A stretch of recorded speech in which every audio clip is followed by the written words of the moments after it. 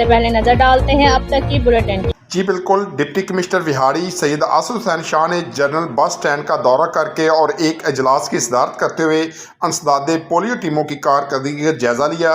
उन्होंने general bus stand पर टीमों के पोलियो से बचाव के कतरे पिलाने के तरीक़ाकार और रिकॉर्ड मुआयना किया। डिप्टी कमिश्नर ने हिदायत की कि वो अपने माइक्रो प्लान के तहत बच्चों को हिफाजती कतरे पिलाए जाएँ। कोई भी बच्चा जिसकी उम्र 5 साल से कम हो वो पोलियो से बचाव के कतरे पीने से ना रह जाए। उन्होंने कहा कि पोलियो टीमें बसों के अंदर जाकर बच्चों को अंसदादे पोलियो के कतरे पिलाएं। शहर के दाखिली व खारजी रास्तों पर भी बसों को रोककर बच्चों को पोलियो से बचाव के कतरे पिलाएं और फिंगर मार्किंग लाजमी करें।